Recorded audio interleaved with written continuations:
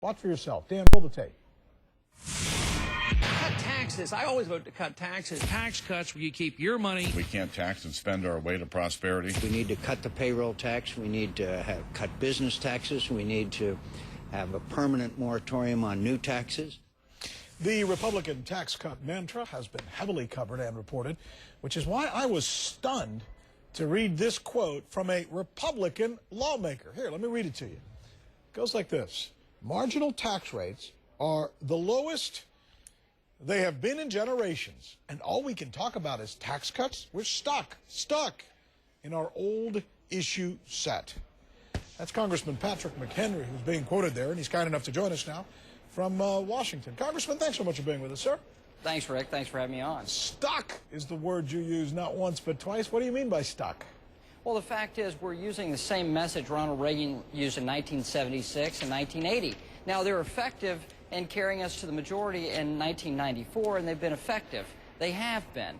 I'm not talking about changing the priorities of our party. I'm not talking about changing the principles of our party or the values of our party. I'm talking about repackaging our offering, our product offering, our policies that we're offering for the American people, and answering what the American people want today. In a day and age when we're talking about the environment, when we're talking about energy, when we're talking about education and the need for education reform and reducing the size and scope of government and getting us out of these tough economic times that we have, we need to talk about the issues that are relevant to people now. That's what I've been trying to say. Is it some of the, well, I hate, I got to be careful how I say this, because those suits in New York are probably watching me right about now, and they get mad at me when I say things a certain way.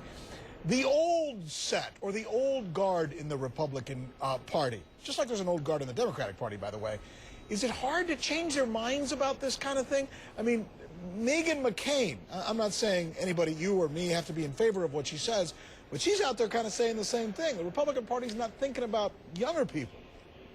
Well, there are a couple different ways that we have to broach this, and every party is slow to change. I mean, the Democrat Party is very slow to change, and I think Barack Obama has broken the mold with that. What we have to do as conservatives, what I have to do with my party is make sure that we hold our strong conservative principles, but create policies that are relevant to people as they live today, and we have to communicate in a way that people can relate to today. So if what you're saying is that the party hasn't evolved properly, what do you do when you're sitting around with some of your older colleagues about getting them to evolve, maybe getting a little more hip so that more people will join in the GOP? Well, what happens in every political party is when you are winning elections, you obviously have a pretty good formula. So, from 94 till 06, we were winning elections. So, therefore, things didn't change as quickly. What we see now is people on Facebook. I've got a Facebook page. I've got a Twitter page as well. Yeah, baby. Well, exactly, and you referenced Twitter. Well, text messaging. We have kids today, kids in their 20s. I mean, I'm 33 years old. People in my generation, younger generations, don't email as much. They text message. They send Facebook messages. But you had a candidate. You had a candidate. Speaking of McCain's, Rick. Yeah, John McCain, who said he didn't use the internet. And this is part of the problem. I mean, the fact is, the guy says he doesn't even email. Yeah. And so, I mean, then you have the most technologically proficient candidate on the other side for his campaign. And the fact is, there is that difference there. And what we have to do as conservatives is get out there and advocate our message in ways that people can relate to.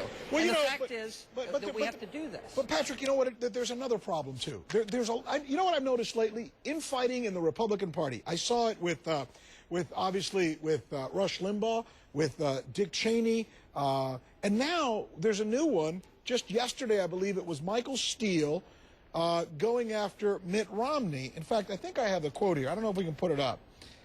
Here's what Michael Steele says about Mitt Romney. The base rejected Mitt because of his switch on pro-life, from pro-choice to pro-life. It was the base that rejected Mitt because it had issues with Mormonism. They rejected Mitt because they thought he was back and forth and waffling on the economy. And now apparently Mitt Romney's crew is going after Michael Steele and saying, where in the world did he get that information and why is he saying that? it's almost like there's two forces in the Republican Party right now. How do you bring guys together? Guys like you who are cogently making an argument about something, and people who disagree with you, like a Mitch McConnell, for example, who's more of the older guard, and somebody like a Michael Steele, who's coming in and now arguing with Romney. Well, look, I mean, when you get the numbers that we do in the House and the Senate, you got to be very welcoming to people that want to join your party. And the fact is, I welcome people of all stripes to the Republican Party. The fact is, though, and the fact will remain, that I'm a conservative, and so I would hope that people in the moderate wing of the Republican Party would accept me and my sort of view on the issue. And I think that is something that we have to be willing to accept. I mean, if you want to be a majority party, you have to win moderates. You also have to make sure you keep your base intact, active base of your party, and to work together. I mean, that's, I think, what you saw from President Obama. You saw that in 2000 with George W. Bush. You saw that in 1992 with Bill Clinton. You saw that in 1980 with Ronald Reagan. This is a winning strategy to bring people together. And, Rick, you're making a great point about this, that we can't just simply have infighting and expect to win elections. We got to get together on a broad set of issues that fit with the realities of today's world and the struggles that people have today. Patrick McHenry, Congressman, I bet you got a lot of converts today. I bet, just with the Twitter following alone, I bet you got a lot of people saying, hey, that guy's making a lot of sense out there. Thanks so much for being with us, sir. Appreciate it. Well, thanks, Rick, and I'm sure I'll see messages on Facebook and Twitter telling me one way or the other. Yeah, Garrett, we get it every day. Good, bad, and indifferent. Thanks so much. That's right. Thanks so much, Rick. He would brag constantly about his